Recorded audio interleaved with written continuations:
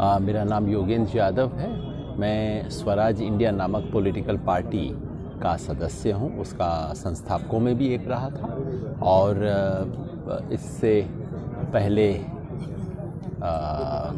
लिखता पढ़ता था, प्रोफेसर था और अब आंदोलन और राजनीतिक जीवन, एक राजनीतिक कर्मी हूँ।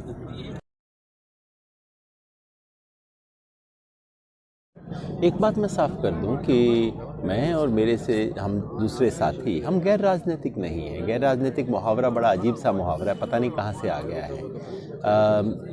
लोकतंत्र राजनीति से बनता है और जिस देश में राजनीति खत्म हो जाएगी वहाँ लोकतंत्र मर जाएगा। तो ये जो मुहावरा बन गया कि राजनीति बहुत गंदी चीज़ें नहीं करनी चाहिए, तो बड़ा खतरनाक मुहावरा है, तो लोकतंत्र को नष्ट करने का मुहावरा है। हम राजनीतिक हैं। मैं तो जैसा मैंने बताया, मेरी तो एक पार्टी है और हमारी पार्टी ने फैसला किया है कि हम इस यात्रा का समर्थन करेंगे, बावजूद इसके कि कांग्रेस से हमारा कोई संबंध नहीं है और बावजूद इसके कि मेरे जैसे लोग तो कांग्रेस का विरोध करते हुए बड़े हुए हैं। मेरी तो शुरुआत ही 1977 में राजनीति में रुचि उस दिन हुई जिस दिन मैंने इंदिरा गांधी को चुनाव में हारते हुए देखा। मुझे लगा ये सच्चा लोकतंत्र है। देखो, लोकतंत्र बचाने की जो लड़ाई थी वो लड़ी गई, उसने मुझे प्रेरणा दी आने की। 80 के दशक में हम सब लोग एस्टेब्लिशमेंट सत्ता के खिलाफ थे। सत्ता कांग्रेस की थी तो कांग्रेस के खिलाफ थे और उसके बाद भी 2011 में जो आंदोलन हुआ 11/12, उसका मैंने समर्थन किया और जाहिर है कांग्रेस सत्ता में थी तो उसका विरोध किया। हम जैसे लोग जिनका कांग्रेस से कोई संबंध नहीं है और जो कांग्रेस की सत्ता का विरोध करते हुए बड़े हुए हैं, हम लोग अगर आज यहाँ आए हैं इस यात्रा का समर्थन करने, इसलिए नहीं कि कोई हमारा हृदय परिवर्तन हो गया है, क्योंकि आज देश एक विकट स्थिति से गुजर रहा है। आज एक तरह का आपात धर्म है। एक सामान्य धर्म होता है, एक आपात धर्म होता है और आज चूंकि देश की बुनियाद को खतरा है, देश को तोड़ने की कोशिश की जा रही है उन लोगों के द्वारा जो कि सत्ता के शीर्ष पे बैठे हैं। बिल्कुल अंग्रेज़ों की तरह डिवाइड एंड रूल की राजनीति हो रही है। इस देश के सच्चे मुद्दों को दबा के इस तरह के जानबूझ के हर चीज़ को हिंदू मुसलमान किया जा रहा है और चूंकि इससे पूरे देश के अस्तित्व को खतरा है, इससे हमारे संविधान के चिथड़े किए जा रहे हैं, हमारी सभ्यता की जो विरासत है उस विरासत को ख़त्म किया जा रहा है। इसलिए हम जैसे लोगों ने कहा कि अब आपात धर्म है, अब सामान्य धर्म नहीं। इस आपात धर्म में सब लोग जो इस देश को बचाना चाहते हैं वो एक साथ आए और ऐसा कोई भी कदम जो उठाया जाता है जो देश बचाने वाला कदम होगा, हम उसका समर्थन करेंगे। और चूंकि कांग्रेस पार्टी ने घोषणा की इस यात्रा की, हमने कहा कि हाँ, हम खुल के इसका समर्थन करेंगे। इसलिए नहीं कि हम कोई कांग्रेस के साथ जुड़ रहे हैं, राहुल गांधी के पीछे जुड़ रहे हैं, हम देश से जुड़ रहे हैं और इस देश को बचाने के लिए आज अगर प्रयास किया है कांग्रेस पार्टी ने, हम उसका समर्थन करते हैं। कल को अगर कोई और पार्टी ऐसा ही बड़ा और अच्छा कदम उठाती है देश जोड़ने का, हम उसका भी समर्थन करेंगे, क्योंकि प्रतिबद्धता देश से है, सिद्धांत से है, किसी एक दल से नहीं, अपने दल से भी नहीं। मुझे हमेशा लगता रहा है कि इस देश को समझने का एक ही तरीका है कि आप पैदल इस देश में चलें और ये कोई आज मेरी कोई विशेष अनुभूति नहीं है। ये देश संत परंपरा का देश है। ये देश सब इस देश के जितने भी संत हुए, नानक, तुकाराम, नामदेव, कबीर, सब चले, पैदल चले, क्योंकि पैदल चलना कोई ये वॉकाथॉन नहीं है, ये कोई एडवेंचर स्पोर्ट्स नहीं है, ये कोई टूरिज्म नहीं है। पद यात्रा एक मानस यात्रा है, विचार यात्रा है, अंतर्मन की यात्रा है और आप बाहर देखते हुए भीतर बदलते रहते हैं। इसलिए मेरी इच्छा थी कि ऐसी कुछ चीज़ हो और जब ऐसी चीज़ की घोषणा हुई तो मैंने कहा मैं तो जहाँ तक संभव हो सके मैं ज़रूर करूँगा।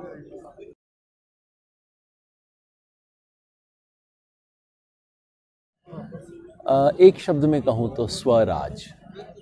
गांधी जी ने स्पष्ट किया था कि स्वराज का मतलब ये नहीं कि अंग्रेज चले जाएं और हमारा राज शुरू हो जाए, ये स्वराज नहीं है। स्वराज के दो पक्ष हैं, एक तो स्व का राज और दूसरा स्व पर राज, है ना। और आज़ादी के 75 साल में जो हमें प्राप्त हुआ है वो स्वराज नहीं है। स्वराज वो है जो कि देश को एक बुनियादी तरीके से हर व्यक्ति को अपने ऊपर अपना राज, अपने ऊपर राज कर सके। वो भारत जिसकी कल्पना यदि आप मुझसे पूछें तो किसी विचारधारा से ज़्यादा मुझे लगता है भारत के संविधान की प्रस्तावना में लिखी हुई है। भारत का संविधान जो कहता है वो एक आइडियोलॉजी है, पॉलिटिकल आइडियोलॉजी है। वो इस देश के आज़ादी के आंदोलन की पॉलिटिकल आइडियोलॉजी है। वो इस देश की सभ्यता के मूल्यों को आधुनिक संदर्भ में परिभाषित करने वाली आइडियोलॉजी है। वो एक बुनियादी विचार है और आप कहें तो आज मैं उस बुनियादी विचार से जुड़ा हूँ। बस अगर संविधान की प्रस्तावना को हम साकार कर दें, बहुत सुंदर देश बना देंगे।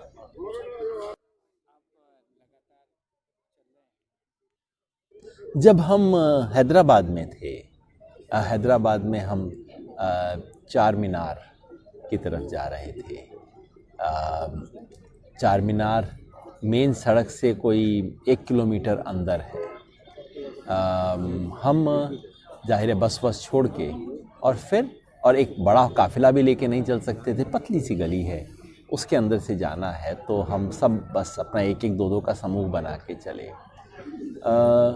वहाँ साधारण नागरिक थे, वहाँ जो सड़क के दोनों तरफ खड़े थे, कोई किसी पार्टी का कार्यकर्ता, 2-4 पार्टी के कार्यकर्ता भी एक जगह लाइन लगा के खड़े थे, लेकिन बाकी सब बिल्कुल साधारण उस इलाके के रहने वाले हिंदू मुसलमान वो थे। उन्होंने जितना प्यार दिया, वो 1 किलोमीटर 800 मीटर रहे होंगे, वो तय करने में मुझे 1.5 घंटा लगा। और उस 1.5 घंटे में शायद 300 लोगों ने 400 लोगों ने गले लगाया होगा, 200-500 सेल्फी हुई होंगी, फूल डाले, लोगों ने इतना प्यार दिया। वो प्यार मुझे लगता है कि, और आखिर में जब मैं चार मीनार के सामने खड़ा था तो मैं अपने आप से पूछ रहा था, what have I done to deserve it? मैंने ऐसा क्या किया जो इतना प्यार मुझे मिला है? मैं तो इसका सुपात्र नहीं। और मुझे लगा कि ये मुझे इसलिए दिया गया है कि इसे मुझे आगे पहुंचाना है। मैं तो केवल इसका पात्र हूँ, एक निमित्त हूँ। मुझे इस प्यार को आगे पहुंचाना है, आगे बांटना है। तो मेरे लिए वो चार मीनार का जो अनुभव था आज भी बहुत गहरा अनुभव, ऐसा जो एक जीवन को परिभाषित करने वाला अनुभव।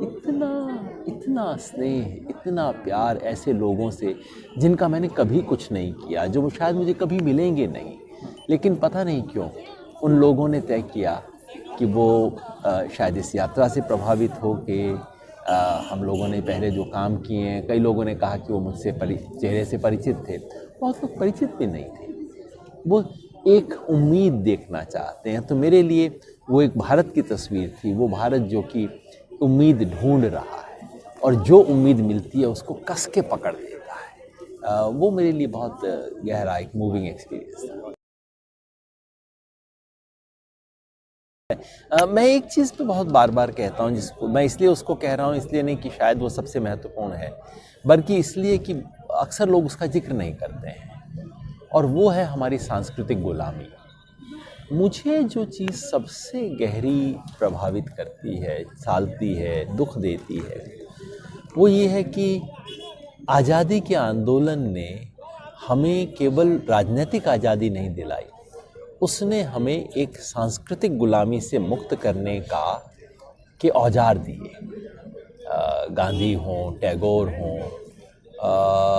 बाद के जो चिंतक हुए, उन्होंने इस देश को एक गहरी औपनिवेशिक सांस्कृतिक गुलामी से मुक्त करवाया, आधुनिक यूरोप के सब्जबाग से मुक्त करवाया, एक सोचने के लिए एक नई दुनिया का सृजन करने का साहस दिया। लेकिन आज़ादी के बाद हम और ज़्यादा गुलाम हो गए, राजनीतिक रूप से आज़ाद हो गए, सांस्कृतिक रूप से ये देश ज़्यादा गुलाम हुआ। हमारी शिक्षा पद्धति गुलामी की है, हमारी ब्यूरोक्रेसी गुलामी की है, हमारी भाषा, अपनी भाषाओं में हमें शर्म आनी शुरू हो गई है, अंग्रेज़ी की चाटुकारिता और ग़ुलामी में हम आ गए हैं।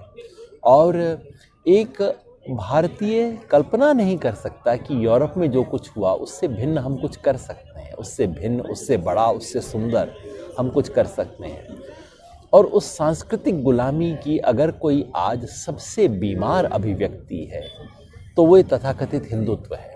ये सीधे सीधे यूरोप की नकल है। One nation, one race, one religion की जो जर्मनी की अवधारणा है उसकी नकल है ये लोग। ये जो संघी हैं निक्कर वाले, ये जर्मनी के विचार वाले लोग हैं। और अगर इस देश में सांस्कृतिक आज़ादी, मतलब एक वास्तव में सांस्कृतिक स्वाधीनता, स्वराज आए, तो सबसे पहले इनका जो तथाकथित राष्ट्रवाद है, जो बिल्कुल गुलामी का राष्ट्रवाद है, जर्मनी की नकल का राष्ट्रवाद है, उससे मुक्ति की ज़रूरत है। तो अगर हमारा दिमाग खुल जाए कि हमारा देश अपनी ज़िंदगी अपने तरीके से जिएगा, दुनिया भर से सीखेगा जैसा हमने हमेशा सीखा है, लेकिन अपनी प्राथमिकताएं अपने तरीके से करेगा, मुझे लगता है वो एक चाबी है जो हमें कई बीमारियों से मुक्त करेगी। इस नकली राष्ट्रवाद जो हिंदुत्व का राष्ट्रवाद है उससे मुक्त करेगी, हमें अंग्रेज़ी की ग़ुलामी से मुक्त करेगी, हमें अर्थव्यवस्था में ये जो क्रोनी कैपिटलिज्म है उससे भी मुक्त करेगी, हमें एक ख़ास तरह की जाति की व्यवस्था पे जो अंधविश्वास लाद दिया गया है शायद उससे भी मुक्त करेगी। वो मेरी कल्पना है।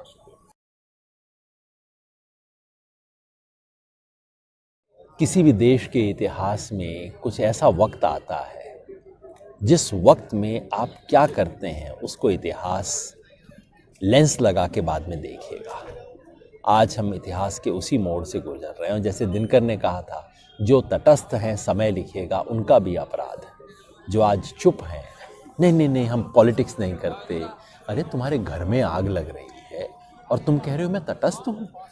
जो घर में आग लगी है उस वक्त ये नहीं कहता आग बुझाओ, पानी लाओ, और जो बाल्टी लेके आ रहा है वो मेरा भाई है, मिल के बुझाएंगे।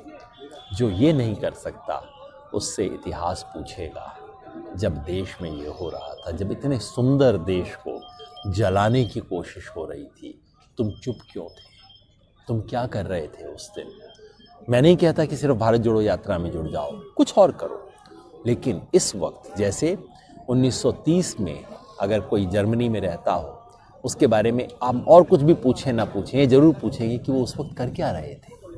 इसी तरह से आज देश आपसे पूछेगा आप उस वक्त कर क्या रहे थे, आप सन 2023 में क्या कर रहे थे। और मैं चाहता हूँ हमें हमारे नाती पोतों को उस वक्त अपने जूते की तरफ ना देखना पड़े जब ये सवाल पूछा जाए। कुछ ऐसा करें जो सर उठा के हम कह सकें, उस वक्त जो करना चाहिए था मैंने किया। धन्यवाद।